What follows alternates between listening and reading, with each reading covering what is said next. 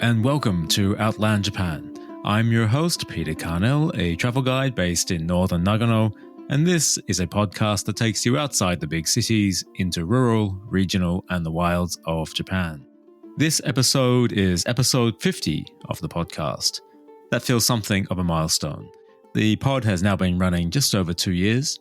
It was something I decided to begin in March 2023 when I became an independent guide.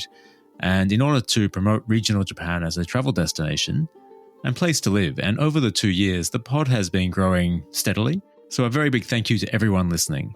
I've tended to let it grow by itself as I'm not one for really analyzing data or trying to crack algorithms. So I very much appreciate everybody who has found their way to the podcast and is listening, just as much as I enjoy speaking with my guests. And I hope whether outside of Japan or also living here, you find the stories that I bring to you through the podcast just as interesting. Over the course of the past 2 years, particular types of episode always do well and are therefore requested by listeners. Among those, stories of people who have purchased and renovated property in rural Japan seem to always be well received. And for that reason, I thought this episode is an appropriate one to be episode 50 and the final of season 4. In this episode, I speak with Marcus Consolini. Marcus is the owner and general manager of Daimon Shuzo, a 200-year-old sake brewery on the outskirts of Osaka. In his hands-on role, Marcus has been intimately involved in all aspects of the brewery, including the restoration of its historical buildings. Marcus is also a board member of the Minka Preservation Society, an organization dedicated to the conservation of Japan's heritage and historical homes and buildings, and one that will now be familiar to regular listeners, including episode 43 and 48, when I spoke with other members of the Minka Preservation Society. As Marcus explains in our interview, he has been involved in multiple restoration projects, including his own properties in rural Japan. Given his experience, rather than focus on an individual property, Marcus and I enter into a general discussion about the process, reality, and challenges of renovating historical properties in Japan. He breaks down the relevant considerations and questions we should ask in choosing a property and determining how to restore it, and as such, I think this episode will appeal to anyone looking to acquire a kominka or other historical property, along with those already in the process or potentially having already renovated one. Marcus also provides structure to those considerations by delineating key areas of focus, including the evaluation, the design, and the build. Thank you to Marcus and the brewery team for providing the images used in support of this episode. As said, this is the final episode of Season 4 of the pod.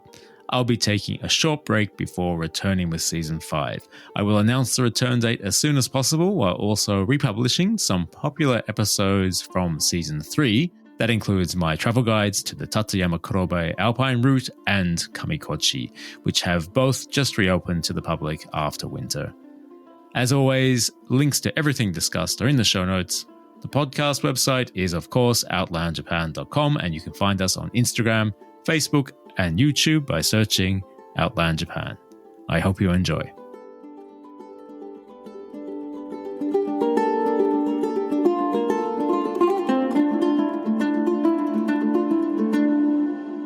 My guest on the podcast today is Marcus Consolini, owner and general manager of Daimon Brewery, while also a board member of the Minka Preservation Society. Marcus, thank you for making time to speak with me. How are you? I'm doing very well. Thank you for having me on this wonderful podcast. That's my pleasure. As mentioned, you are the owner and general manager of Daimon Brewery, a sake brewery on the outskirts of Osaka. Very curious because I haven't come across too many foreign owners of sake breweries in Japan. So let me start there. How common is it for foreigners to actually own and manage sake breweries?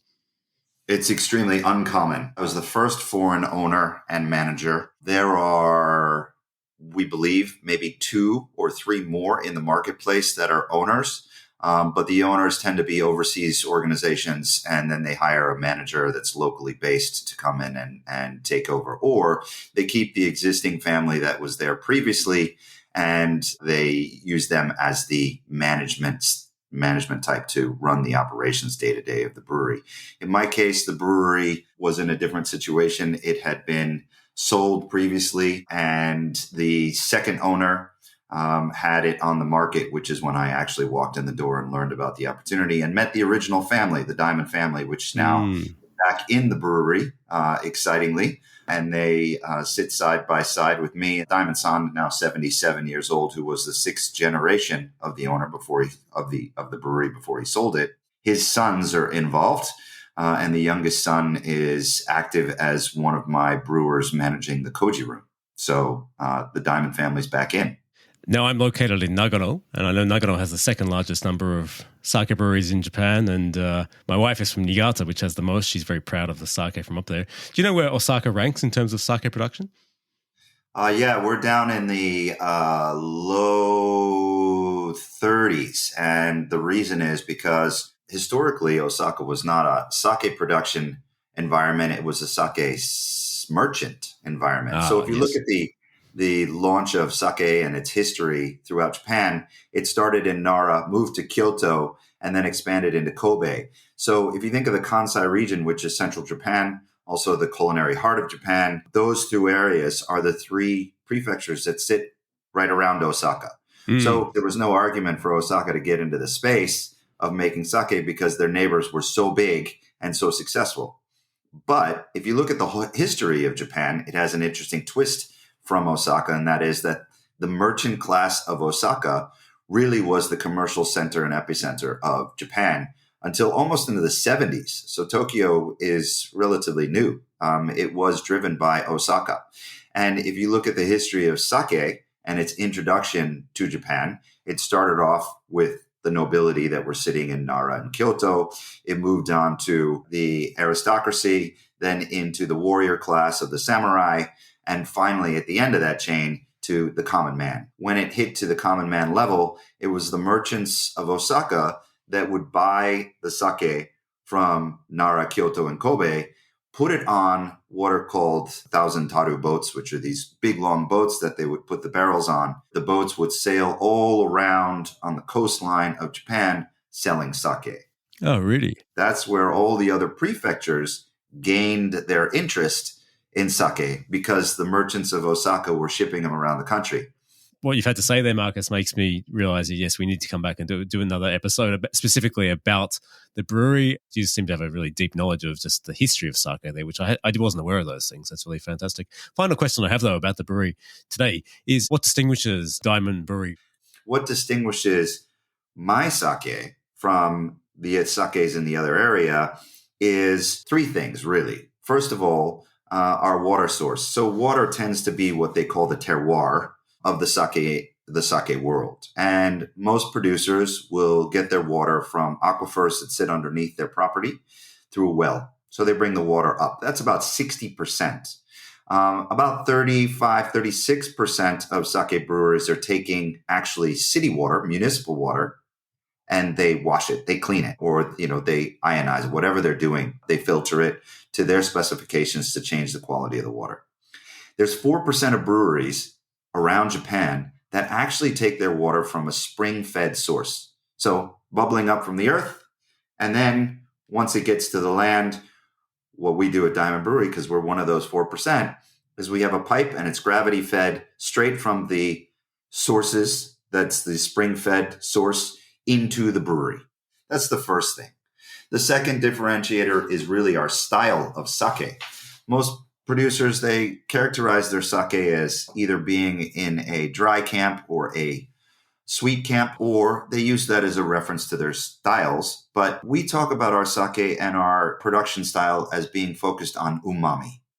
And umami is key to us because of our neighbors. So if you and I were standing in the middle of the brewery right now when we had running shoes on, 10 minutes behind us, we would be up on the Nara border. And 10 minutes to the right of us would be on the Kyoto border. So I have very unusual neighbors with very different styles of cuisine and focus on food. I have Nara, which is Buddhist and vegetarian, and everybody's asleep by 8 p.m. And I have Kyoto, which is very premium and kaiseki ryori and very elegant and very specific with their kyo yasai, their vegetables from Kyoto, etc. And then I have Osaka, which is 2 a.m. cold beer and takoyaki on the middle of, Dotonbori's bridge. Yeah. So Mm-hmm. those different cuisines has actually had a big influence on our sake, making us focus on creating an umami profile.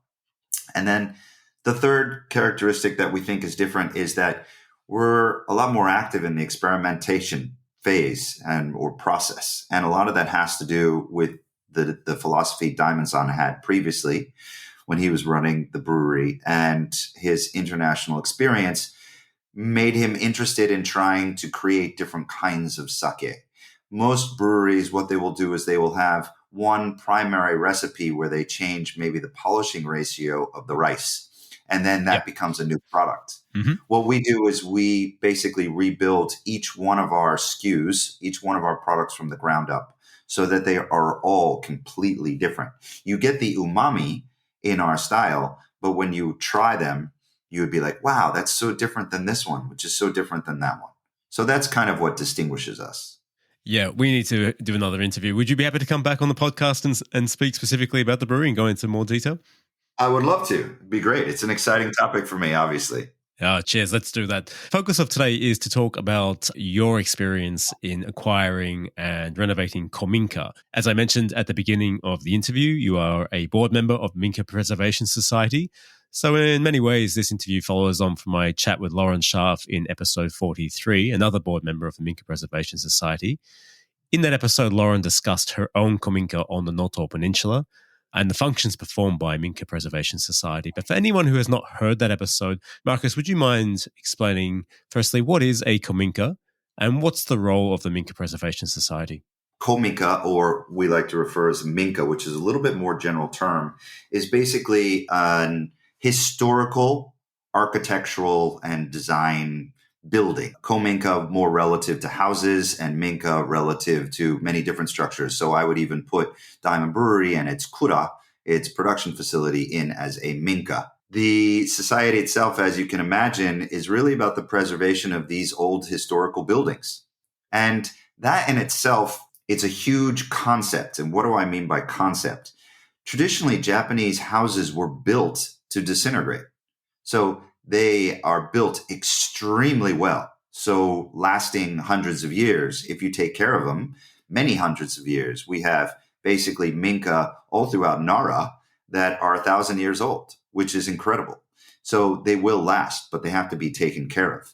And if they're not taken care of, the next, purpose is for it to disintegrate, go back into nature so that that land can then reclaim that space, and then something new can be created in the future.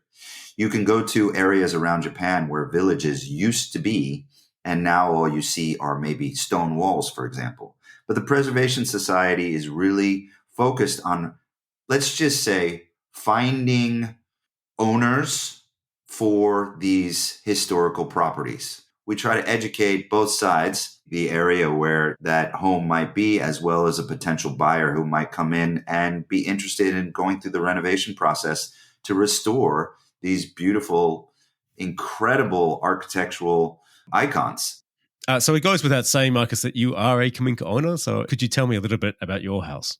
I am. Actually, I've done several renovations here in Japan. I've done machiya, which are traditional houses in Kyoto. Machiya is the definition is a little bit different because there is a common shared wall between owners. In England or America, we would say row houses, very similar to that. Whereas a Minka tends to be a freestanding house that's independently and it sits within its own environment and property. So I've done a couple renovations, and I conclude Daimon Brewery as one of the renovations I've done. I've done a lot of renovation work there around inside the facility to ensure that it is historically where it was 200 years ago. We're celebrating our 200th year anniversary next year. Within my present circle, I have a Minka up in northern Kyoto.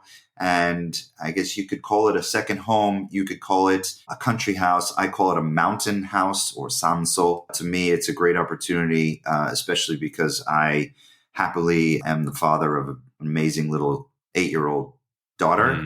And we go up to the mountains all year round to do mountain things, river walks, to flying kites, to starting fires, to cooking, to everything that you can imagine, but in a traditional Japanese environment that's surrounded by rice paddies, orchards, and then our Minka. And those two Minka that you just referred to, a lot of similarities between them, or are they quite different in terms of the structures themselves and the properties that they're on? Yeah, I've done 4 properties at this stage. None of them are similar. They're all very different. And part of the reason that they're different is because I believe in the philosophy of using the existing structure and its original intention rather than remodeling it, which is what a lot of people choose to do. I will stick to the original model. And the easy part about that is, traditionally throughout Japan, and it is regional specific. So each region has different styles. They have, especially when it comes to their roof styles. But in general, the area within a Minka can be broken down into 3 different centers of focus. One focus is the living area, which tends to be where the tatami mats are. One focus is the work area, which tends to be where the doma or tataki doma sits. That would be your kitchen area. That would be where you bring in your produce from the gardens and the fields. And then there is a supporting area where you would keep your animals, basically a livery, where you would have your animals in the wintertime, especially when it was cold. And traditionally, the toilets would be outside of the main house, and you would go outside to use a toilet facility. My toilets are inside the house, so I have adapted that a little bit. But otherwise, I like to stick to that original plan when I'm building out or renovating a particular property. It's funny you mentioned that because Laura made a similar comment that you could kind of loosely divide the group of kominka owners into 2 owners, those that want to modernize their property as much as possible to 21st century standards, and those that want to try to honor and keep it in the original state as much as possible, the original purpose. But you've really led me into my next question, which was in preparing for today's interview, because of your experience with multiple properties and your role with the Minka Preservation Society, rather than talk specifically about your properties, we would talk more generally about what you've learned through those experiences in the types of things kominka owners or those looking to buy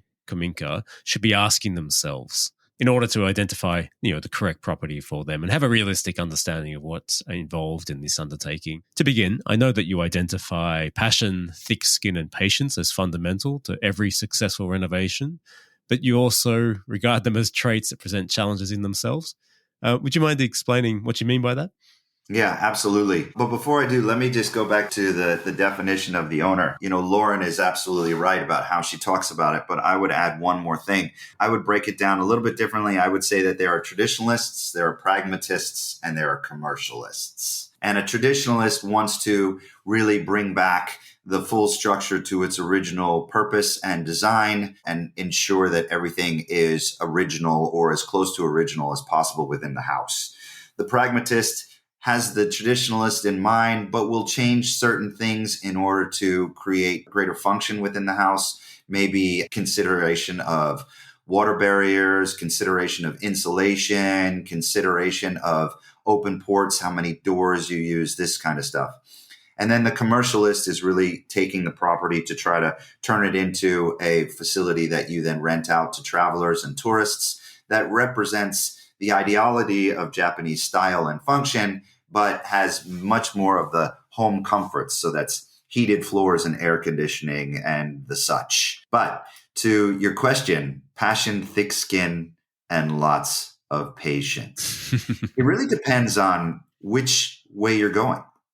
If you're going to the traditionalist, then it's probably the easiest way because there's less concern or question from the people who are doing the renovation for you, or you're doing the renovation, because it just makes sense to them. Okay, you get a carpenter who comes in and you say, rebuild it, and he rebuilds it. When you move into the pragmatist side of it, then you're actually asking for things to change. And those changes that you request, they will be second guessed by your Japanese crew. They might not understand what your ideas are. They might not have experience with your ideas, and I can give you many examples. And then if you go to the commercialist side of it, actually it's easy again. And the reason is because you basically bring in builders and not carpenters, and you say, I want the bathroom here and the kitchen here and the living room, dining room, table right there. And then the builders working within the shell that existed will build to you.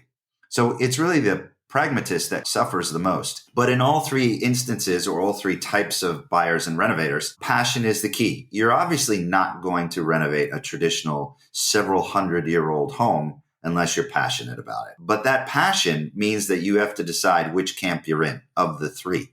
Right? Are you doing this as a traditionalist, a pragmatist, or a commercialist? Then thick skin. And I talk about thick skin because it's not intentional, but the Japanese are by nature very conservative. And as such, they're resistant to certain change or ideology that you might bring in. They might say, oh, we can't do that. And I've had many examples of people saying, oh, you can't do that. One of my favorite is in my latest renovation, I have what's called a tataki doma, which is an earthen floor. And that sits in the work area. So you were to walk into the door of my house, you would have earthen floor under your foot. And that would be where the kitchen is. That's where the dining space is. And then you would step up and you would move into the tatami rooms. But when I designed my earthen floor and I built it using my physical hands with my friends who came up and pounded dirt day on in and day on out, I was told originally that I couldn't put a water barrier underneath this earthen floor because the earthen environment needs to breathe. Well, several phone calls later to several different Tatakidoma builders, I've got different reads and different stories. And so I said, you know what? It's important to me to keep water out of the house for various reasons. There are arguments as to why you might want the water into the house, but there's plenty of water in Japan. Japan is a water-rich environment. So I decided to put down a water barrier. No problem. It didn't hurt me or it didn't create any problems. But going through that process requires me to have the passion to go through it, the thick skin to take the no and then keep looking for other alternatives or other insights, and then a lot of patience because that takes time. Those things are really, really important, but they'll also could hinder your decision. If you have too much passion, then you might not be paying attention to the original understanding of the land and the house. If your thick skin is too strong, then you might not be listening to the words of the ancients who've been doing this for a long, long time and understand how the structure may breathe or the wood may breathe. And if you have too much patience, you may never finish the project. And there's lots of people that I know who don't finish their project. And so that balance is really, really important. And really it requires you just to listen and to learn. Well, that leads me to my next question. I know that you break down the process of renovation into three broad considerations, and that is the evaluation, the design, and the build.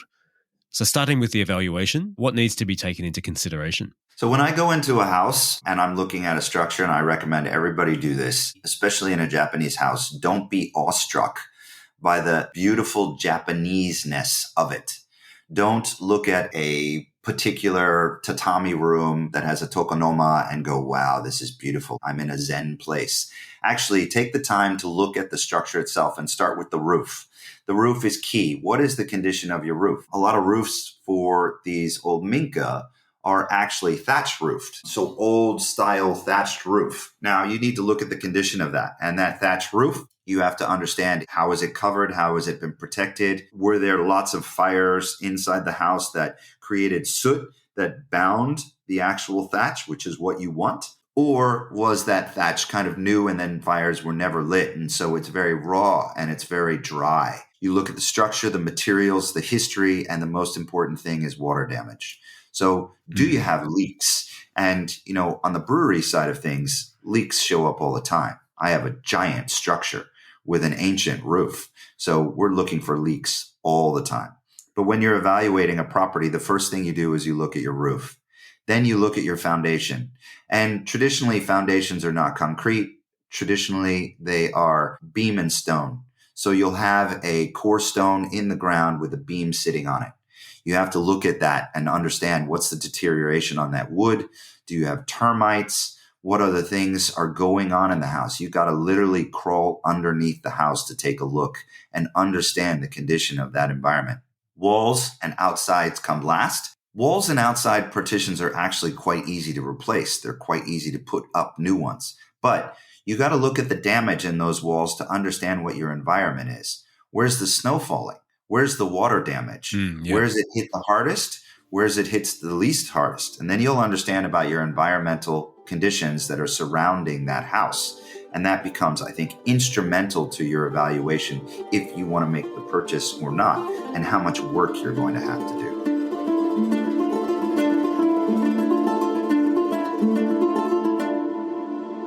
Consideration of the property around it's really important, isn't it? Especially in an area like where I am in Nagano with heavy snowfall. Sometimes you encounter what look like some really beautiful properties and relatively cheap, and then you start to ask those questions. Which direction is the snow coming from, and where is it all going to bank up? And you realize it's just going to bury one side of your house and maybe the side of the house that you need to get into if it wasn't built without that consideration. So all these things might not be immediately apparent, really affect how livable that home is. You make a very interesting comment in regards to this, and that is when it comes to the architect, the designer, and the builder, it is the carpenter who wins. Could you explain what you mean by that? Yeah, again, this is a personal passion insight of mine. And that is, when you look at how we as foreigners would come into a property acquisition like this and try to develop out the property, first you think about an architect. Well, what would an architect do? Now, these are post buildings. So it's joinery. It's traditional joinery where wood would be cut into a joining fashion that would connect with another piece of wood. No nails would be used. And this is the whole world over. Every culture has its joinery construction. In the United States, we have it, especially in places like Maine, where they rebuild farmhouses and stuff like that. But you would think, okay, I need an architect. Well, what's your architect going to do? The architect's going to come in and say, okay, well, where do you want the bathroom and where do you want the kitchen? Well, if you don't interrupt the original flow of the building, you might not need that architect because it's already been done for you. It was done as the building was laid in its foundation in the very beginning, hundreds of years ago. Then you talk about a designer. Okay, I want somebody to come in and I want to make sure that it's very Japanesey. I want to know, that my engawa or my walkway by the edge of the house looks like a Japanese engawa. Okay, so are you using a designer for that? Or is this something that you actually have invested time and understanding and read several books on to come up with your own understanding of what you want and what you think represents your ideal of a Japanese home? And then there's the builder. And builders are interesting because they can do everything. They come in and they lay your concrete, they do your wiring, they do your plumbing, they do your insulation. And I'm going to warn everybody here that the Japanese are horrendous at understanding and executing insulation within their property.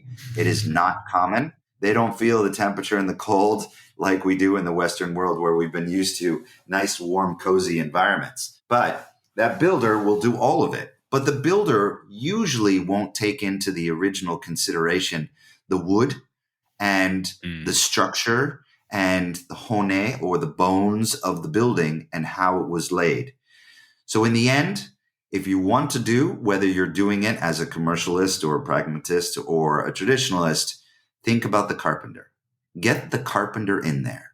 The carpenter touches the wood, feels the wood, understands the positioning of the beams, and understands the direction of the house, why it was laid this way, why it was laid that way.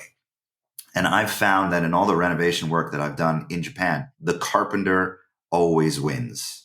And I can give you another example at the brewery specifically. When I did its first renovation several years ago, we had one particular area where there was a beam that had cracked and was broken. And of course, I bring in the architect and the builder, and they're like, oh, you're going to have to do this, and you're going to have to shore it, and you're going to have to remove the beam, and then you're going to have to put up a steel girder, and then you're going to have to . And we go through this whole review, which is presenting a very costly solution. And I say, okay, well, let me ask a carpenter. And carpenter looks it up, kind of eyeballs the beam for a minute. And he's like, yeah, no problem. I could fix that pretty quick. Do you mind if I put a post here? And I go, excuse me? He's like, yeah, is it okay to put a post? And I'm like, sure. So the carpenter gets up there. He wraps the beams. He's using twine and traditional twine to put the beams back together. And then he puts a big post underneath the point where the break is. And I'm done. I didn't need any girders or steel bars or anything like that. I needed a carpenter who understood how the wood would work. Hand that man a bottle of sake, right? Oh, you bet. Actually, I give him a bottle of sake every year. Oh, stable. He just got one a month ago. Oh, mate, yeah, fair enough. Fair enough. The next consideration is design and the intended purpose of the distinct areas of a traditional kominka. So living, working, and support areas. Again, could you go into a little detail about those? I mean, when you look at a traditional Japanese house, it's quite intuitive, actually. If you're dealing with machiya, for example, in Kyoto, you'll see some interesting nuances, like they'll have internal gardens. And the internal gardens are spaces within the house where there would be a roof removed and there would be a plot of land where they would have vegetation.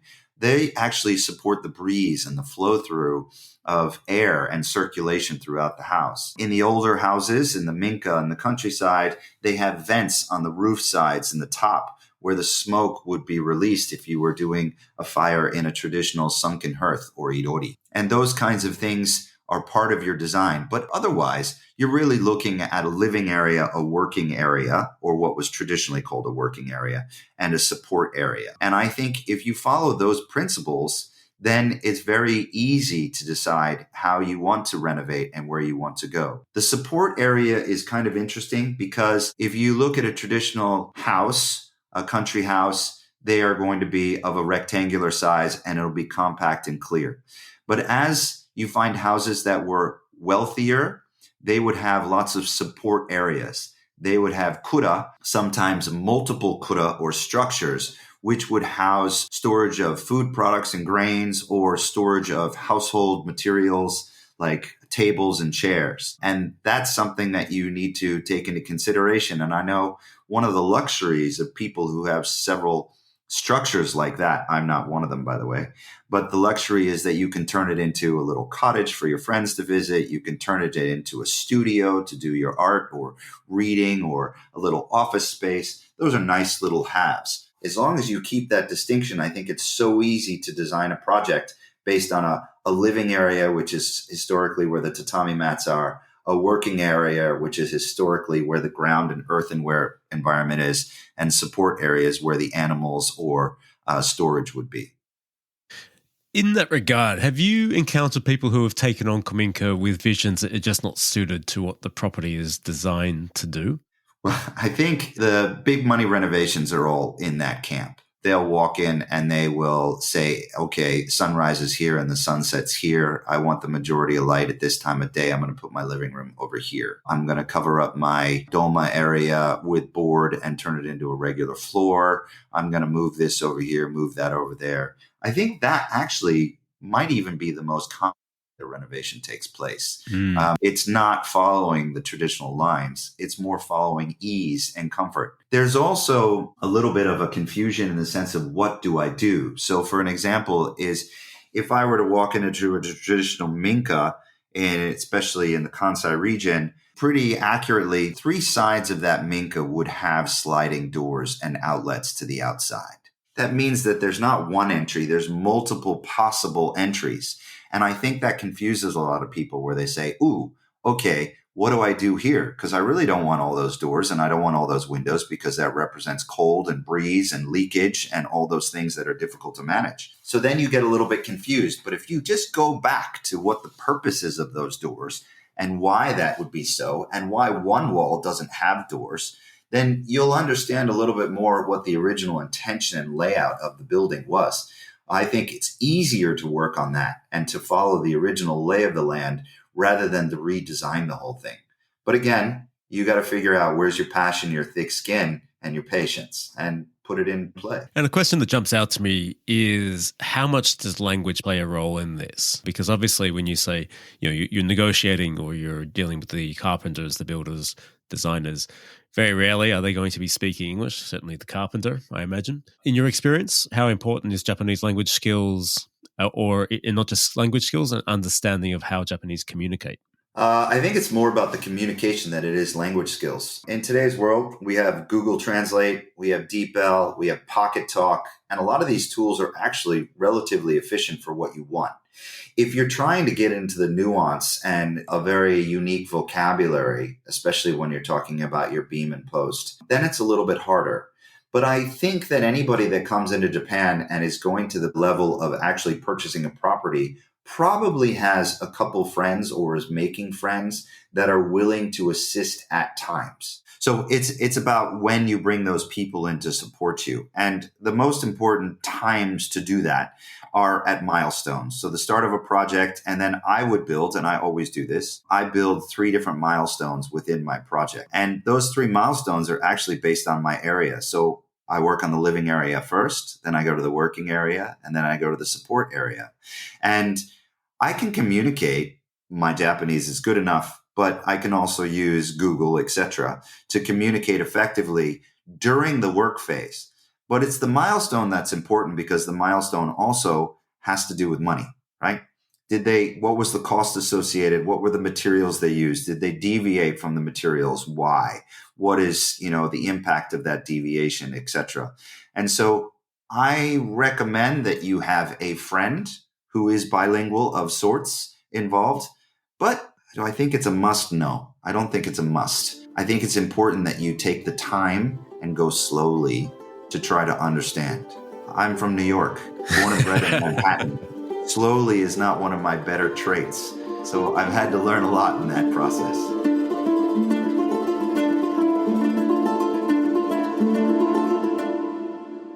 That takes us to the final consideration, which is the build. And you break that down into 3 principles of safety, security, and survival.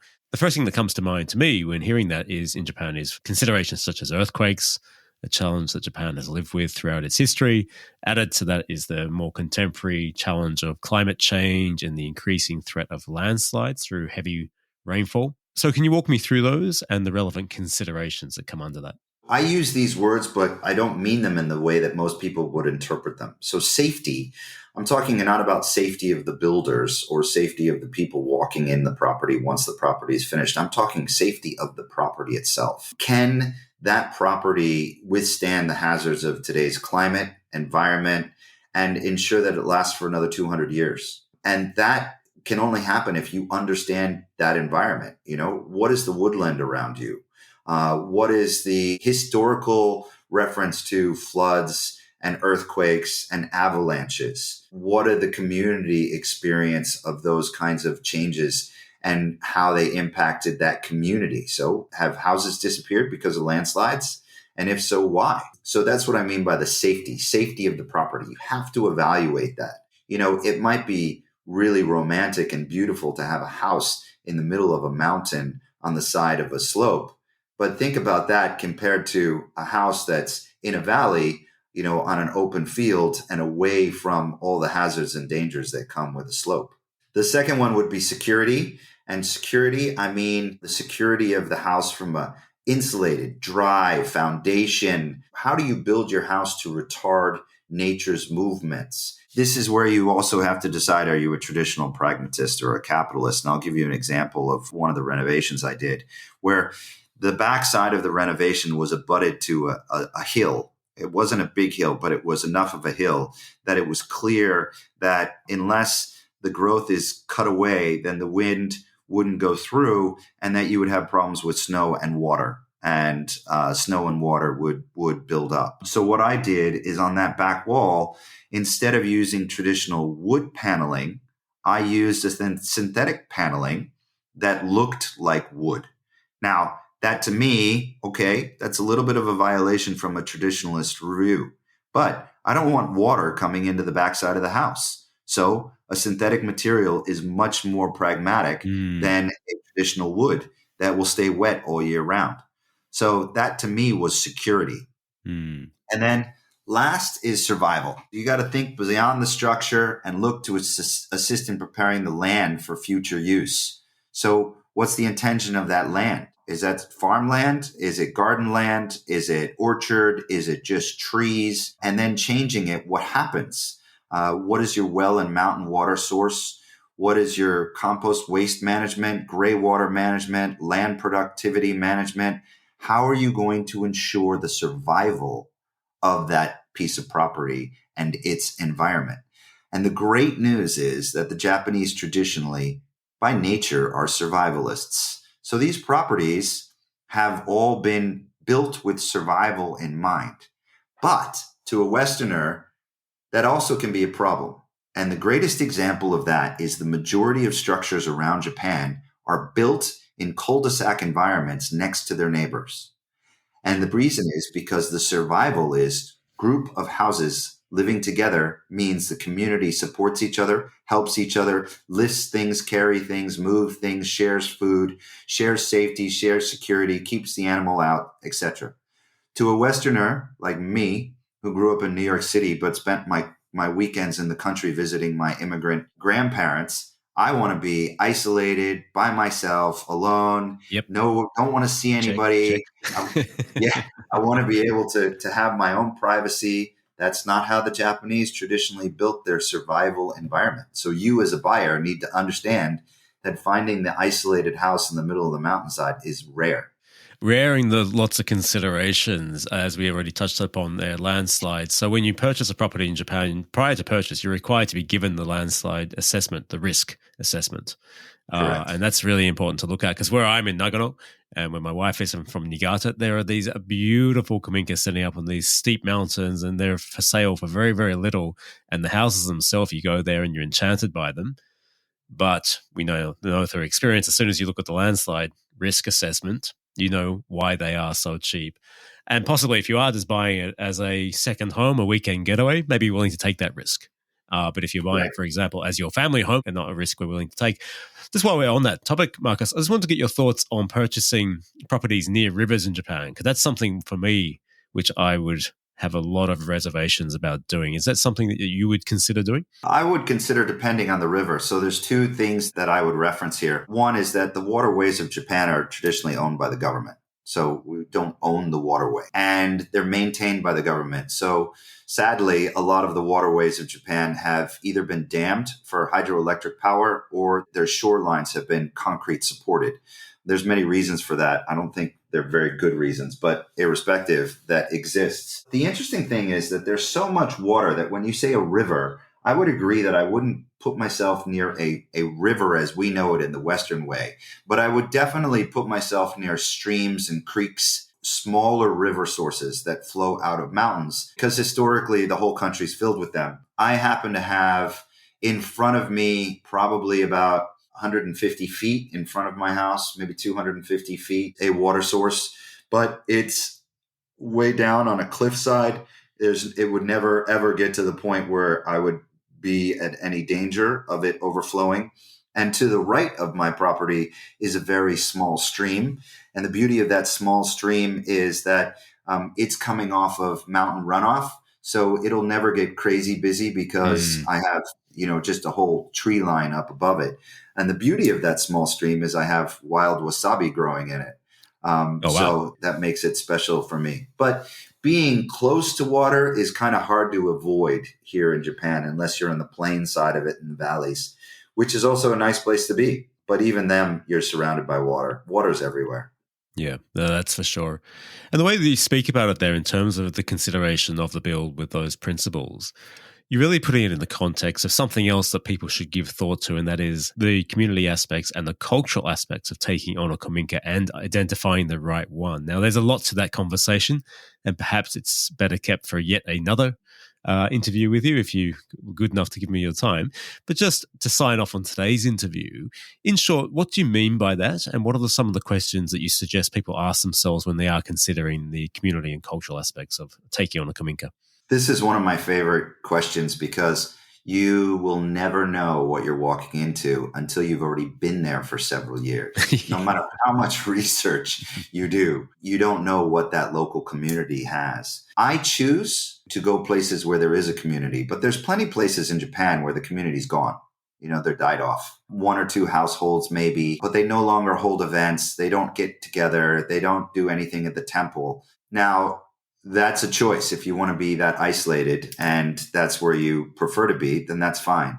But then there's other opportunities that you might want some of that cultural experience, and you might want to learn, and you might want to get a chance to help somebody farm, or get a chance to walk the mountains with your neighborhood grandma who's going to take you up there and teach you about the mountain vegetables that they pick and they eat during the seasons. The communities themselves have traditionally existed And every community has a farming organization, an event organization, a political organization, and a religious organization. And when you join, you will be asked to participate in some of them, not others. For example, farming organizations, you need to have a farming license. You have to decide how active you want to be. So possibly, Marcus, if I haven't completely turned you off the idea of interviewing, you might be willing to come back on the podcast and we could maybe have an episode about that, because I think it's something which, especially as foreigners coming into Japan, it's something which really needs to be considered as much as the property itself, is what's involved in becoming a member of these communities and the positives. And I'm so glad you said also the potential negatives to consider. But the final thing I'd like to ask you today, and it's a same question I asked to Lauren, why do you think these homes, these historic homes in Japan, are worth saving? It's unprecedented. There's nowhere else that you can get this kind of experience, I think. Of course, you can have a log cabin in the middle of Wisconsin or traditional old stone houses in, northern England. But it really is special, and it really combines a philosophy of the Japanese that the Western community loves. We love that kind of nuance and that Japanese understanding and tradition. And if you really want to be a part of it, then taking the renovation of a traditional house gets you there so much. It's like the fast track. It gets you there so much faster. You learn about all of these nuances that you could never imagine, and you appreciate it. And the problem in today's world, or one of the many problems in today's world, is that everything's going so quick, and we have immediate access to any information that we want, unless it's on a topic like a Minka in the middle of the countryside. You don't. You have to experience it, and you have to realize as the weather changes and you walk into your Minka, hey, wait a minute. The walls here are made out of paper. This is going to get cold. But the beauty of it, and this is funny, this is a personal reference. My daughter and I, when we go up to the house, or my family, when we go up to the house, in the dead of winter, we can see our breath, right? We heat some of the rooms. We use toyu or kerosene heaters to heat some of the rooms. Those rooms are nice. We use a kotatsu, which is a traditional Japanese low table. You sit on the floor, and the low table has a heater underneath it with blankets around you, and we have our dinner. That is an experience that is lovely. It is fabulous. It takes you someplace that you're not used to. And then when you walk out of that hot room, or that warm room, I wouldn't say hot at any stage, you're in the rest of the house, you can see your breath, but you're also prepared for it. You're wearing a big bulky sweater, and you got a hat on your head, and it doesn't bother you. Now, I took my daughter to school this morning. I'm in the center of Osaka. We're walking across the bridge. The weather report says -2 degrees. And my little girl turns to me and she goes, Papa, it's colder in Osaka than it is in the country. And that's because of the mental mindset that you're in. When you're in the country, you're just expecting it to be cold. And I think that's lovely. That in itself is a reason to consider doing a renovation and consider to enjoying these kinds of properties. Tremendous. Look, Marcus, I could keep going and speaking with you. I really could. And I'd like to put that invitation out there already. If you'd like, be willing to come back in the future and be on the podcast, fantastic. I'll put links in the show notes to everything we've discussed today, including to the brewery and, again, the Minka Preservation Society. Thank you so much. Looking forward to it. Thank you. That's it for today's episode. Another big thank you to Marcus for making time to speak with me. Links to the Minka Society website, the Daimon Shuzo website, and social media are in the show notes. The podcast website is outlandjapan.com, and you can find us on Instagram, Facebook, and YouTube by searching Outland Japan. I'll announce the return date for the podcast as soon as possible, and in the meantime, I hope you enjoy the 2 travel guides I will republish, starting with the Tatsuyama Kurobe Alpine route and followed by Kamikochi. Both have just reopened for 2025, so it's good timing to put those guides back out there, especially if you're new to the podcast and missed them. Thank you to everyone who is listening and for your ongoing support. I'm looking forward to coming back with Season 5 and lots more exploration of rural, regional, and the wilds of Japan. My name is Peter Carnell. This has been Outland Japan. I'll speak to you again soon. Bye for now.